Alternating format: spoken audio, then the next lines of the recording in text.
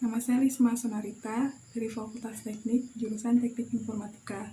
Di sini tugas individu saya adalah membuat rancangan database, layout, dan interface sistem. Nama saya Muhammad Noval Cesario dan tugas individu saya skenario.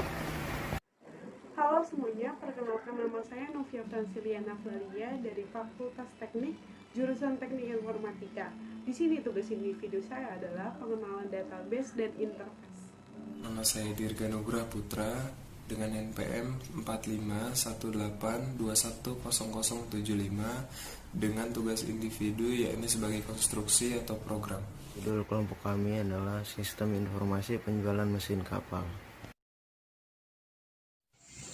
Kami menggunakan aliran proses paralel karena dalam pengerjaannya dimulai dari proses komunikasi, perencanaan, dan pemodelan ini dapat dilakukan terlebih dahulu dan secara bersamaan.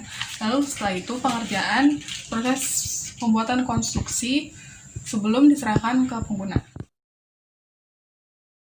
Metode yang dipakai kelompok kami adalah metode konkuren, metode yang unsurnya bersifat berulang dan dapat melakukan pekerjaan dalam waktu bersamaan. Tools yang digunakan dalam pembuatan komunikasi adalah kamera, karena untuk mewawancarai pembicara. Pertanyaan nomor 1 itu ialah bagaimana alur proses masuknya barang dari supplier ke owner. Dengan cara dipesan lalu diantar ke lokasi, ke pabrik atau ke kapal. Dalam kegiatan penjualan, jumlah barang yang tersedia pasti akan selalu berkurang. Lalu bagaimanakah cara mengetahui jumlah stok yang masih tersedia? Kita menanyakan ke supplier sehingga kita mendapat informasi yang pasti tentang jumlah barang yang ada di tempat tersebut. Lalu, bagaimana tahapan pembeli agar dapat melakukan proses pembeliannya? Pembeli menanyakan harga barang tersebut, lalu diproses cara pembeliannya. Pertanyaan nomor 4 adalah bagaimana proses transaksi pembayaran antara pembeli ke penjual dan apakah pembayaran tersebut dilakukan setelah barang masuk atau sebelumnya? Proses pembayarannya biasanya dilakukan secara cicil, ada juga yang dilakukan secara cash. Setelah melakukan proses jual beli, apakah melakukan pendataan terhadap barang yang telah dijual? Jika iya, bagaimana proses pendataan yang dilakukan? Kegiatan jual beli dilakukan dengan cara memesan barang yang sudah dipastikan barang itu ada. Apabila barang itu tidak ada, bisa juga dilakukan dengan cara indens, yaitu pembelian di luar negeri, contohnya di Singapura atau di Amerika. Lalu apakah sistem tersebut sudah efektif dalam kegiatan penjualan? Tidak, karena alasannya kalau barang datang langsung diproses cara pembayarannya.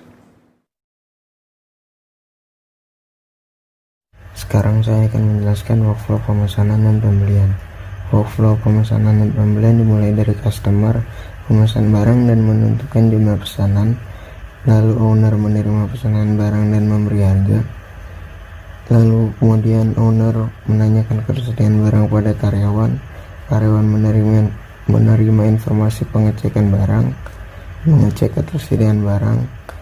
Jika barang tidak tersedia, maka karyawan memberi informasi barang tidak tersedia kepada owner, lalu owner menerima informasi barang tidak tersedia, kemudian mengkonfirmasi barang tidak tersedia pada pelanggan, kemudian customer menerima informasi barang tidak tersedia, kemudian selesai. Jika barang tersedia, karyawan memastikan jumlah barang kepada pembeli, lalu pembeli memberi jumlah barang yang akan dibeli, lalu owner memberi daftar harga yang harus dibayar, kemudian customer menyetujui harga. Owner lalu memberi informasi pengiriman barang kepada karyawan menerima informasi barang akan dikirim, kemudian karyawan mengirim barang ke customer, lalu customer menerima barang, lalu melakukan pembayaran, dan owner menerima uang pembayaran dan selesai. selesai.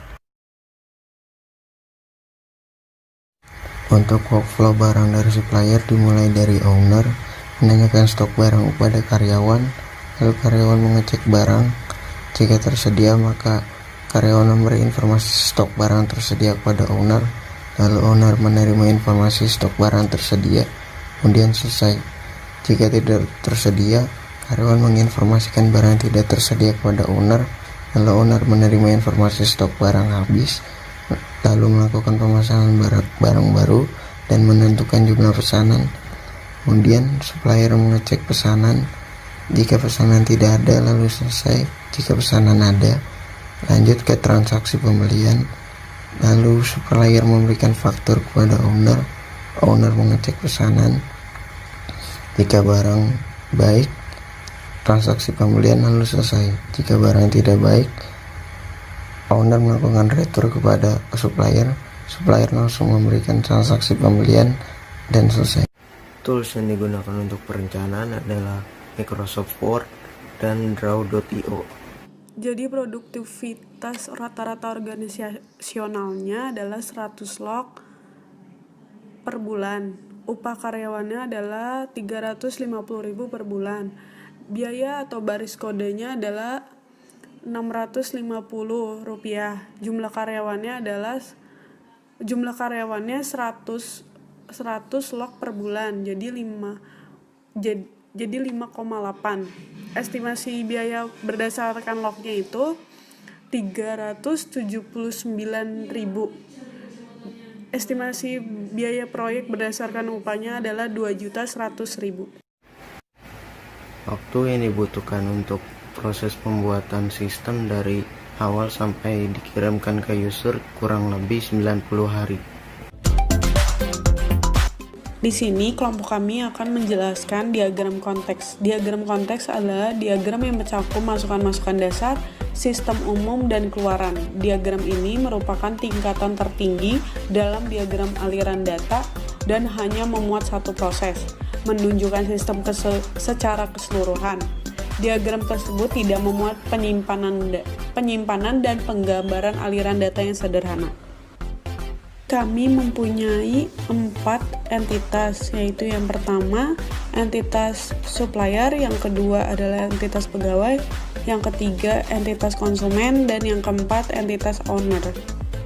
Saya akan menjelaskan entitas konsumen. Entitas konsumen memiliki hubungan timbal balik dengan perusahaan, dengan sistem perusahaan, yaitu antara konsumen ke perusahaan ada data pembelian, data pembayaran, dan antara perusahaan ke konsumen memiliki nota.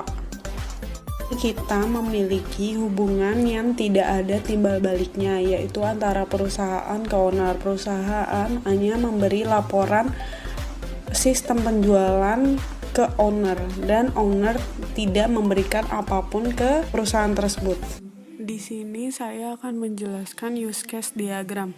Use case diagram adalah abstraksi dari interaksi antara sistem dan aktor.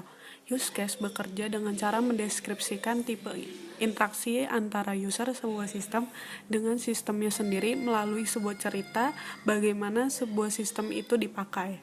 Di sini saya akan menjelaskan use case diagram. Kita mempunyai 4 aktor, yaitu customer, owner, karyawan, dan supplier. Nah, di sini si customer itu mempunyai use case-nya sendiri, yaitu memesan barang, menerima informasi, melakukan pembayaran, dan menerima barang. Karyawan itu mempunyai use case, yaitu mengecek barang, memberi informasi stok, memastikan jumlah barang, dan menerima informasi konfirmasi. Terus supplier mempunyai use case sendiri, yaitu dia ngecek pesanannya, terus melakukan retur, terus transaksi pembelian barang ke owner. Owner di sini punya use case sendiri juga, yaitu menentukan jumlah pesanan, terus memeriksa status loginnya, sama menanyakan stok. Saya akan menjelaskan mengenai entity relationship diagram. Yang pertama yaitu customer. Customer ini memiliki atribut it customer sebagai PK-nya, nama customer, dan alamat customer. Lalu customer membeli barang. Lalu tabel barang memiliki atribut kode barang sebagai PK-nya, nama barang, dan jumlah barang. Lalu tabel barang mempunyai stok barang. Stok barang atributnya kode stok barang sebagai PK-nya, lalu kode barang sebagai FK-nya, dan atribut stok.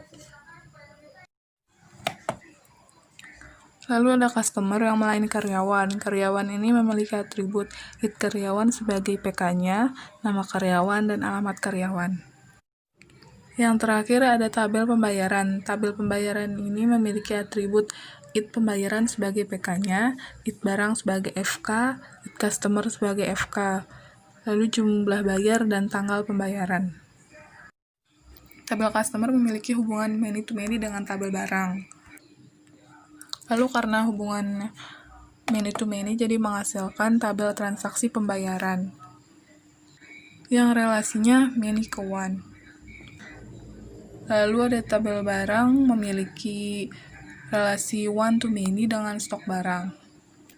Dan tabel customer memiliki relasi one to one dengan tabel karyawan. Penjelasan kamus data. Yang pertama itu ada tabel customer. Memiliki atribut id customer dengan tipe data varchar dan panjang data 4. Keterangannya sebagai PK. Lalu ada nama customer, tipe datanya varchar dengan panjang data 20. Dan alamat customer memiliki tipe data teks, panjang datanya tidak ada. Lalu tabel barang. Tabel barang memiliki KD barang sebagai primary key-nya dengan tipe data varchar, panjang datanya 4. Nama barang tipe datanya varchar, panjang datanya 20. Dan jumlah barang tipe datanya int, panjang datanya 2. Kemudian tabel karyawan. Tabel karyawan memiliki id karyawan sebagai PK, tipe datanya varchar, panjang datanya 4. Nama karyawan tipe datanya varchar, panjang datanya 20. Dan alamat karyawan tipe datanya teks, panjang data tidak ada. Selanjutnya tabel pembayaran. Tabel pembayaran memiliki id pembayaran sebagai PK dengan tipe data varchar, panjang datanya 4.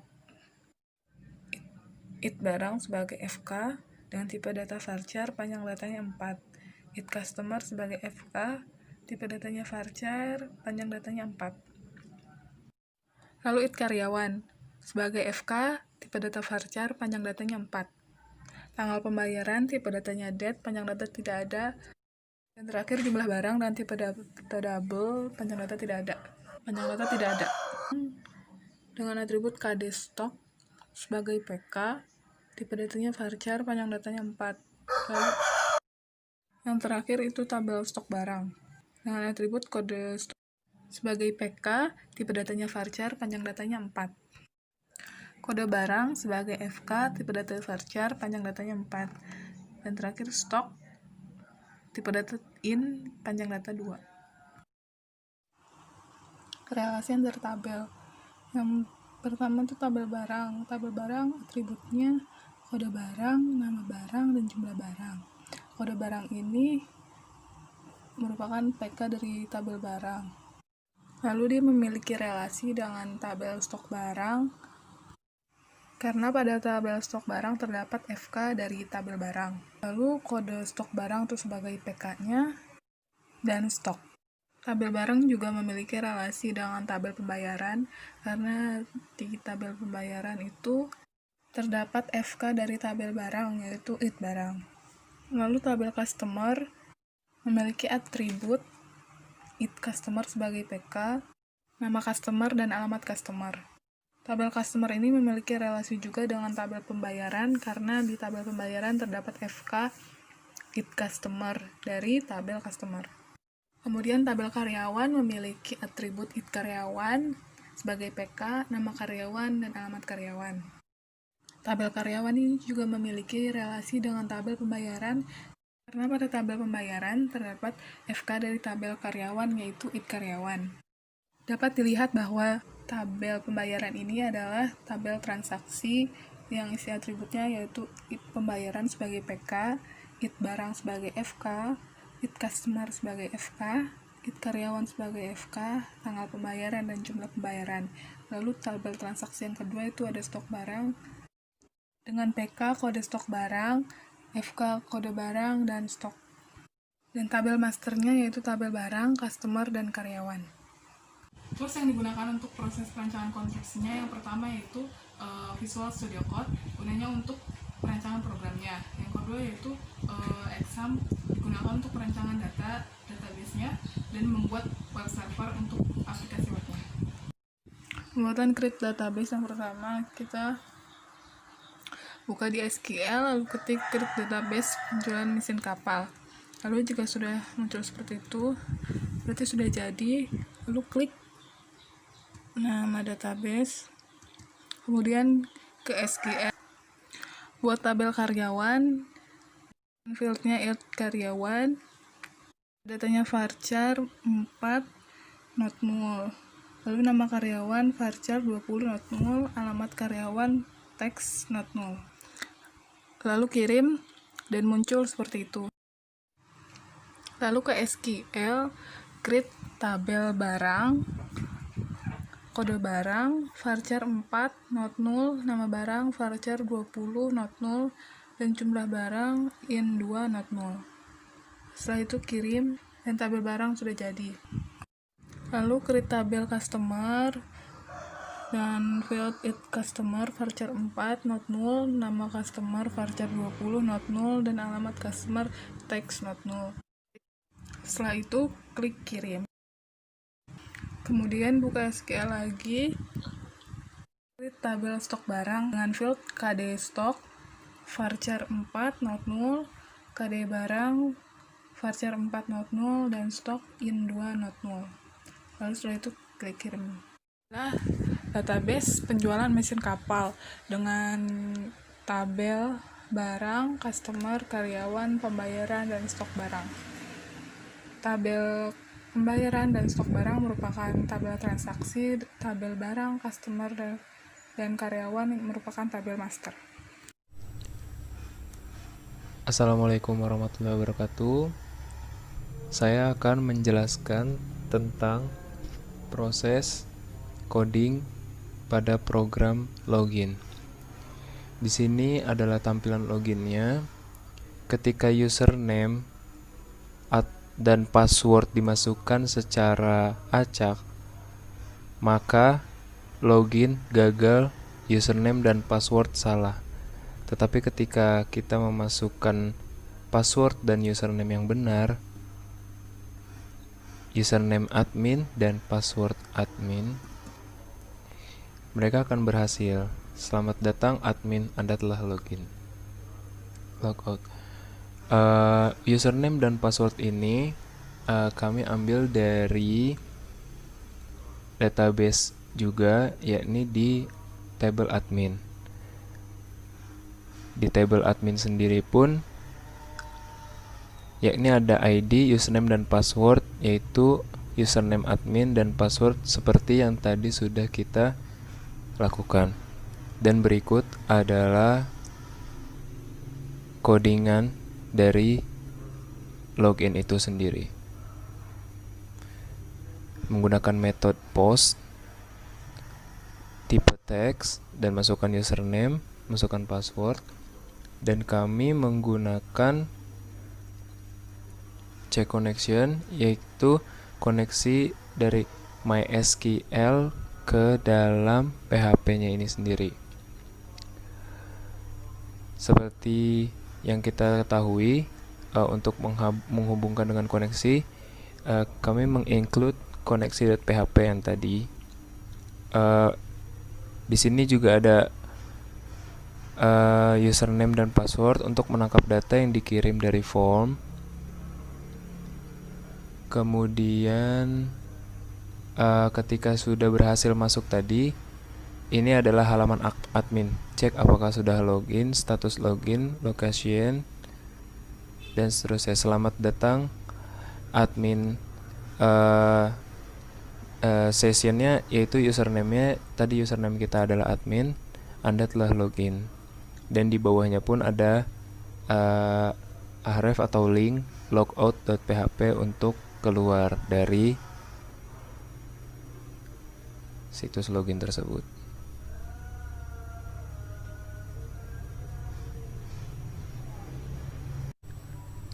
Kembali saya lanjutkan lagi. Di sini saya akan menjelaskan proses coding pada program inputan table master. Di sini table master kami memiliki yaitu tabel karyawan. Dan ini adalah codingannya. Yakni program ini di-include dengan dbconnect.php, yaitu untuk menghubungkan PHP kepada MySQL itu sendiri. Kemudian di sini menunjukkan link ke @k.php, yaitu untuk memasukkan data baru. Seperti ini tampilannya. Mari kita coba memasukkan data baru, yakni memasukkan ID karyawan, nama karyawan, dan alamat karyawan. Kemudian kita klik add dan otomatis akan keluar dengan sendirinya. Begitu juga berlaku dalam MySQL-nya. Mereka akan terupdate sendiri.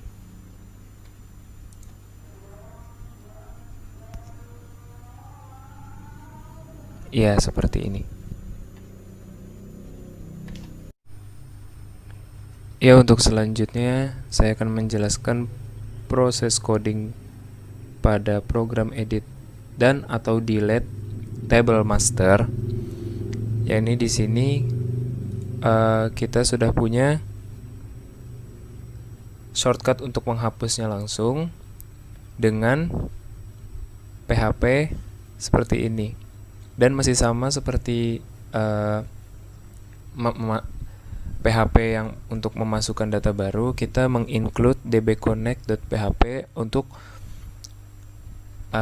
menyambungkan PHP kepada MySQL itu sendiri. Di sini ada perintah delete from table karyawan, di mana ID karyawan itu yang akan mau dihapus. Jadi ketika kita klik hapus, dia akan hilang. Begitu juga di dalam MySQL-nya.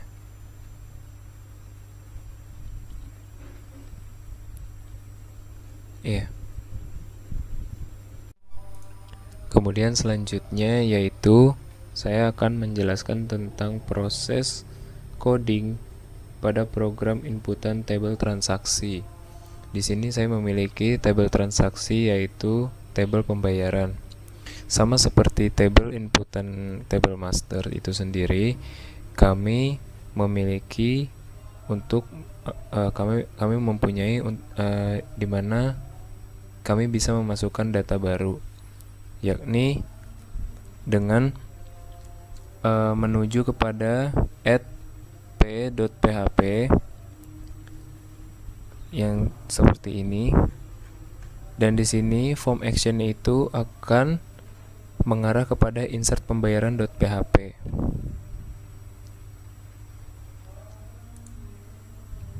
Nah, di sini kalian akan menemukan ID pembayaran, kode barang, ID customer, ID karyawan, tanggal pembayaran, jumlah bayar yang sesuai dengan di database kalian di SQL. Dan di sini insert into pembayaran yang akan menjadi outputnya. Mari kita coba. Kita memasukkan data baru, ID pembayarannya, kode barangnya, ID customer, ID karyawannya, tanggal pembayarannya kita random, jumlah bayarnya kita random juga. Dan otomatis akan seperti ini. Oh ya, kita tidak lupa juga untuk menambahkan include db_connect.php untuk menyambungkan si PHP tersebut kepada MySQL database itu sendiri. Ya, selanjutnya saya akan menjelaskan proses coding pada program edit dan atau delete table transaksi. Kita sudah memiliki datanya, dan sekarang kita akan menghapusnya dengan mengklik ini saja. Dan ini connect kepada PHP kita, yakni delete p.php. Kemudian di sini terdapat include db_connect.php lagi, ID pembayaran, dan query-nya itu adalah delete from table pembayaran, di mana ID pembayarannya berapa. Dan sekarang kita akan coba menghapusnya, dan otomatis akan terhapus sendiri. Dan kita juga bisa mengecek langsung lewat MySQL itu sendiri, ID pembayaran kosong. Oke, untuk tahap konstruksi, yaitu untuk bagian pertama menjelaskan tools apa saja yang digunakan. Yang pertama itu kita menggunakan Sublime Text, itu untuk wadah codingnya itu sendiri. Yang kedua itu ada XAMPP control panel. Yang ketiga itu ada Bootstrap Studio untuk mendesain interface dari web itu sendiri. Yang keempat itu ada Google Chrome sebagai untuk melihat webnya itu sendiri. Kemudian database yang kita gunakan yaitu database penjualan mesin kapal, yakni di dalamnya ada table master dan table transaksi. Table master yang kita gunakan yakni table karyawan, dan table transaksinya kita menggunakan pembayaran. Table masternya karyawan ya, dan table transaksinya pembayaran. Kemudian kita lanjut lagi ke bagian loginnya. Login di sini jika kita memaksa masuk ke dalam indeksnya langsung, dia akan terpental lagi ke dalam login. Dan jika kita memasukkan username dan password yang salah yang tidak ada di dalam database admin itu sendiri, dia akan tidak bisa masuk atau login gagal. Misalkan kita masukkan dengan username Budi dan password Budi. Nah, di sini adalah login gagal. Tetapi jika kita memasukkan username dan ID yang benar, admin, password admin, login sukses dan akan langsung masuk. Berikut adalah codingan dari login. Kita tetap menggunakan koneksi terhadap MySQL dan juga ke dalam webnya itu sendiri.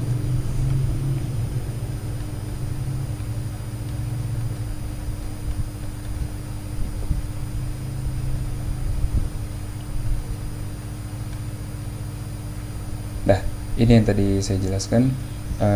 Di sini jika kalian memasukkan username dan password dari admin, dari table admin di database, maka akan muncul login sukses dan akan langsung masuk ke indeks.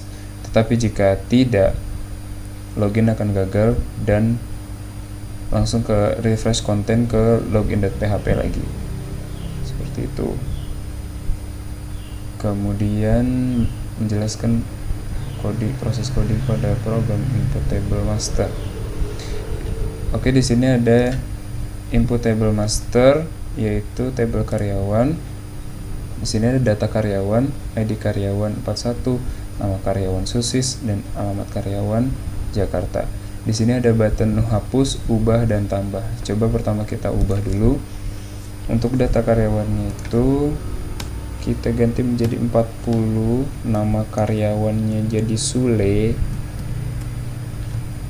alamatnya Ujung Kulon kali ya.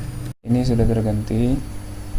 Sekarang yang selanjutnya itu adalah proses input pada table transaksi. Table transaksi itu table pembayaran.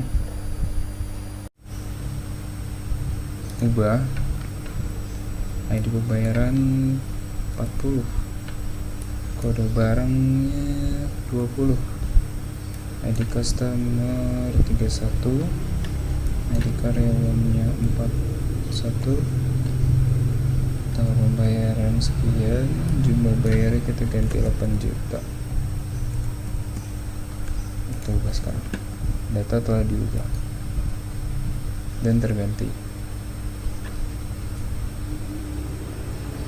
bisa kita hapus juga.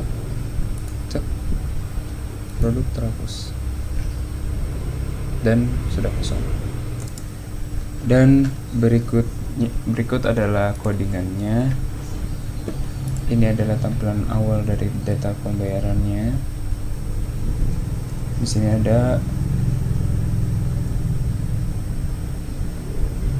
button hapus dan ubah seperti yang tadi dilihat, dan button tambah, kemudian ada button cetak untuk report.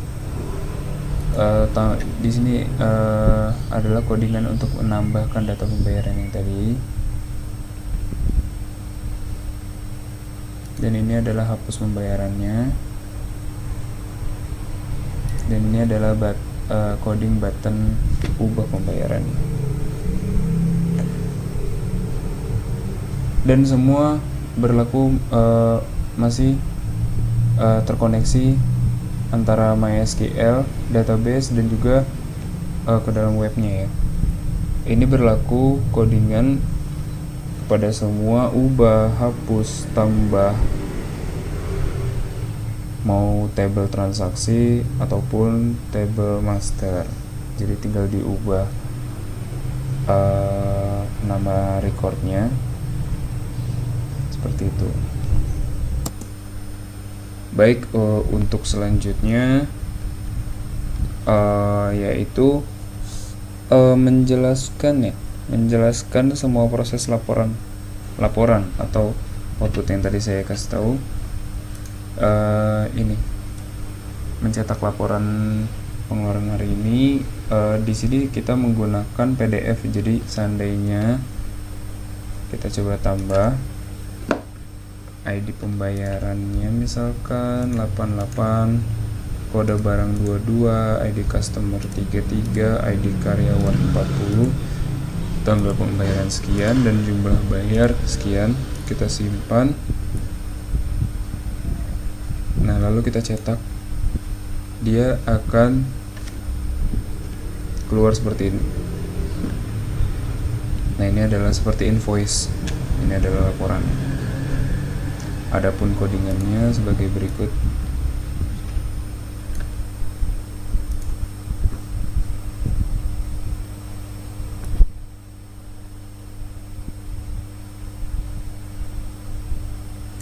Nah, di dalam indeks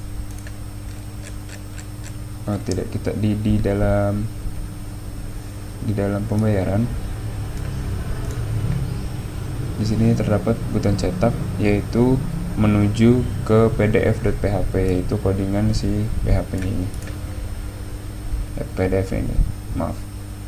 Tetap kita koneksikan dari MySQL ke dalam webnya itu sendiri, dan ini adalah codingannya seperti itu.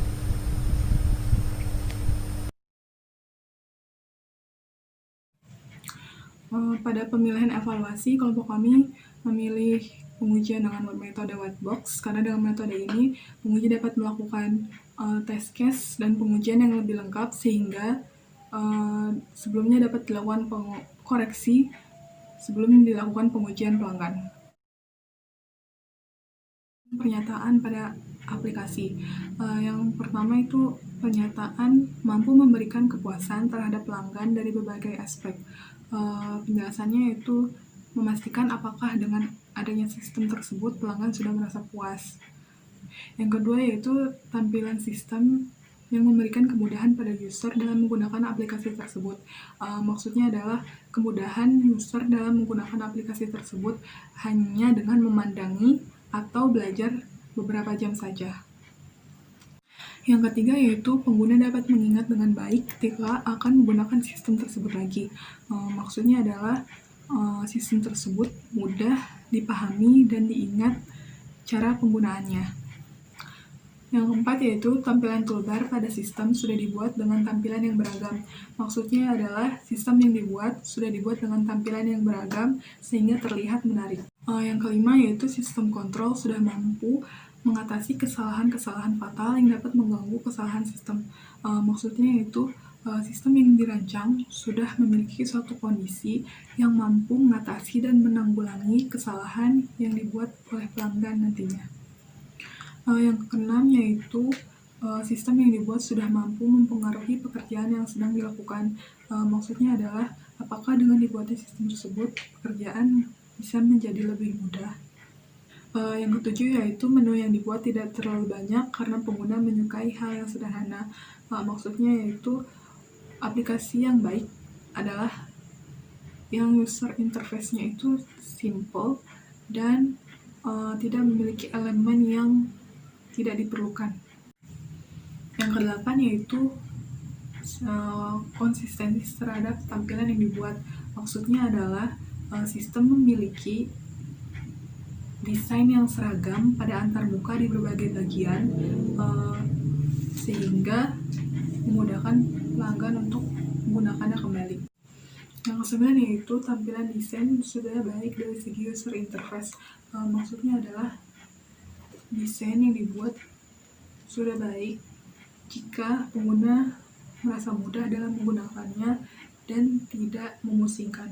Terakhir yaitu sistem yang dibuat sudah sangat responsif sehingga mampu melengkapi kebutuhan pengguna. Maksudnya itu merujuk pada kemampuan suatu sistem untuk memahami dan melaksanakan tugasnya secara tepat waktu sehingga pekerjaan si pengguna ini menjadi lebih produktif. Tools yang digunakan dalam menyebarkan item pernyataan yang pertama itu adalah Google Form, karena Google Form ini memberikan kemudahan dalam membuat dan mengumpulkan data. Selain itu, data yang disimpan pun terjamin keamanannya. Lalu yang kedua yaitu WhatsApp, karena WhatsApp ini sangat mudah digunakan dan banyak yang menggunakannya juga.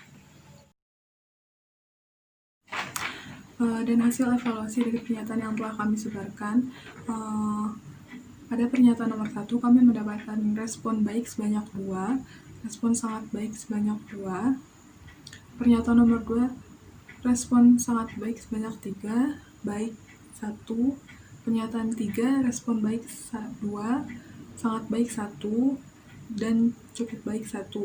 Pernyataan 4 sangat baik 3, baik 1, pernyataan 5 cukup baik 3, sangat baik 1, pernyataan 6 baik 3, sangat baik 1, pertanyaan 7 sangat baik 2, baik 1 dan cukup baik 1, pernyataan 8 sangat baik 3, baik 1, pernyataan 9 sangat baik 2, baik 2, dan pernyataan nomor 10 sangat baik 2, baik 1 dan cukup baik 1.